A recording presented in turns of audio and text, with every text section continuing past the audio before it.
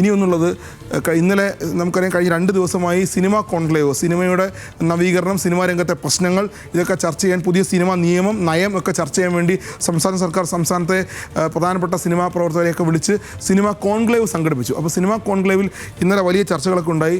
നമ്മൾ വലിയ ആരാധനയോടെ കാണുന്ന മലയാളത്തിൻ്റെ പ്രധാനപ്പെട്ട ഒരു സംവിധായകനാണ് അടൂർ ഗോപാലകൃഷ്ണൻ. അദ്ദേഹത്തിൻ്റെ വാക്കുകൾ കേൾക്കാൻ എല്ലായ്പ്പോഴും സിനിമാ പ്രവർത്തകർ മാത്രമല്ല മലയാളി ഒന്നാകെ അദ്ദേഹത്തിൻ്റെ ദേശീയ അന്തർദേശീയ തലത്തിൽ വലിയ പേരൊക്കെയുള്ള വ്യക്തിയാണ്. അദ്ദേഹത്തിൻ്റെ വാക്കുകൾ കേൾക്കാൻ എല്ലാവരും വളരെ ശ്രദ്ധയോടെ ഇരിക്കാറുണ്ട്. പക്ഷേ അദ്ദേഹത്തിൻ്റെ വാക്കുകൾ ഇന്നലെ അതിരുവിട്ടാൽ എന്താകും എന്നുള്ളതാണ് ഇന്നലെ നടന്നൊരു കാര്യം. വാക്കുകൾ അതിരുവിട്ടു എന്ന് തന്നെയാണ് പ്രസ് സ്റ്റോപ്പിനും വാർത്തകൾ വായിക്കുമ്പോൾ മനസ്സിലാകുന്നത്. അദ്ദേഹം വളരെ കാര്യമായി പറഞ്ഞ കാര്യങ്ങൾ കൈവിട്ടു പോയി. അതിരുവിട്ട് അടൂർ എന്നുള്ളതാണ് മാതൃഭൂമി ഒന്നാം പേജിൽ നൽകുന്ന വാർത്ത. പട്ടികജാതി സ്ത്രീ സംവിധായകർക്ക് തീവ്ര പരിശീലനം നൽകണം അടൂർ ഗോപാലകൃഷ്ണൻ.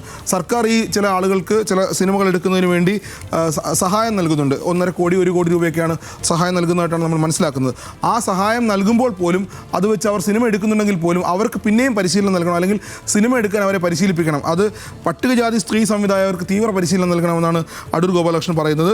പട്ടികജാതി വർഗ്ഗ വിഭാഗങ്ങളിലെ സംവിധായകരെയും വനിതാ സംവിധായകരെയും അധിക്ഷേപിക്കും വിധം പരാമർശം നടത്തി സിനിമാ കോൺക്ലേവിൽ സംവിധായകൻ അടൂർ ഗോപാലകൃഷ്ണൻ എന്നാണ് മാതൃഭൂമിയുടെ ഒന്നാം പേജിലെ വാർത്ത. അതേ വേദിയിൽ തന്നെ മന്ത്രി മറുപടി പറഞ്ഞിട്ടുണ്ട്. അടൂർ ഗോപാലകൃഷ്ണൻ ശ്രീകുമാരൻ തമ്പിക്കും വേദിയിൽ തന്നെ മന്ത്രി സജി ചെറിയാൻ്റെ മറുപടി. സാമ്പത്തിക സാമൂഹ്യ സാഹചര്യത്തെ തുടർന്ന് സിനിമാ താല്പര്യം ഉപേക്ഷിക്കേണ്ട സാഹചര്യം ആർക്കും ഉണ്ടാകരുതെന്നും ഇനിയും കൂടുതൽ പേർക്ക് ഫണ്ട് നൽകുമെന്നും മന്ത്രി വ്യക്തമാക്കി. അരികുവൽക്കരിക്കപ്പെട്ടവർക്ക് സിനിമ നിർമ്മിക്കാൻ സർക്കാർ നൽകുന്ന സഹായധനം പ്രാധാന്യമുള്ളതാണെന്ന് മന്ത്രി പറഞ്ഞു. ഈ 1 കോടി എന്ന് പറയുന്നത് പാർശ്വവൽക്കരിക്കപ്പെട്ടവർക്ക് വേണ്ടി, അരികുവൽക്കരിക്കപ്പെട്ടവർക്ക് വേണ്ടിയൊക്കെ സർക്കാർ നൽകുന്ന സഹായമാണ്. ആ സഹായം ഇനിയും നൽകുമെന്ന് മന്ത്രി പറഞ്ഞു കഴിഞ്ഞു. പക്ഷേ അടൂർ പറഞ്ഞത് സ്ത്രീകൾ, അതായത് സ്ത്രീകളെയും ഈ പട്ടികജാതി വിഭാഗത്തിൽപ്പെട്ട ആളുകൾക്കൊക്കെ നൽകുന്ന സഹായം നൽകുമ്പോൾ തന്നെ അവർക്ക് പരിശീലനം നൽകണം, അവർക്ക് അത് 50 ലക്ഷം കൊടുത്താൽ മതി, അങ്ങനെയൊക്കെ പറഞ്ഞുകൊണ്ട് അദ്ദേഹത്തിൻ്റെ വർത്തമാനം ഇന്നലെ അതിരുവിട്ട് പോയി. അത് ചില അധിക്ഷേപ വാക്കുകളിലേക്ക് പോയി എന്നൊക്കെയാണ് പത്രങ്ങൾ പറയുന്നത്. മാതൃഭൂമി അത് ഒന്നാം പേജിൽ വലിയ വാർത്തയാക്കിയിട്ടുണ്ട്.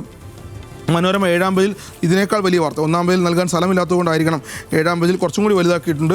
സിനിമ എടുക്കാൻ വെറുതെ പണം നൽകരുത് അടൂർ. പട്ടിക വിഭാഗങ്ങൾക്കും സ്ത്രീകൾക്കുമെതിരെയാണ് അടൂരിൻ്റെ വാക്കുകൾ എന്നുള്ളതാണ്. സ്ത്രീകൾ മികച്ച സിനിമ ഉണ്ടാക്കിയിട്ടില്ല, അതാണ് ഞാൻ നേരത്തെ പറഞ്ഞത്. ചില വാക്കുകൾ അതിരുവിട്ടതിനപ്പുറത്തേക്ക് അധിക്ഷേപത്തിലേക്ക് പോയിട്ടുണ്ട്. സ്ത്രീകൾ മികച്ച സിനിമ ഉണ്ടാക്കിയിട്ടില്ലെന്ന് എങ്ങനെയാണ് അടൂരിന് പറയാൻ കഴിയുക? KR നാരായണൻ ഇൻസ്റ്റിറ്റ്യൂട്ടിൽ നടന്ന വൃത്തികെട്ട സമരം, അത് സമരങ്ങളെ വിമർശിക്കുന്നു. അത് അങ്ങനെ വിശ്വ ചലച്ചിത്ര വേദികളിൽ വിഹരിച്ചിട്ട് കാര്യമില്ല.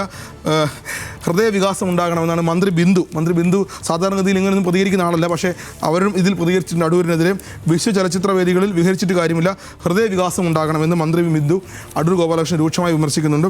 അത് സുപ്രഭാതവും മംഗളവും ഒക്കെ 1-ാം പേജിൽ ഇത് വലിയ വാർത്തയായി തന്നെ നൽകിയിട്ടുണ്ട്.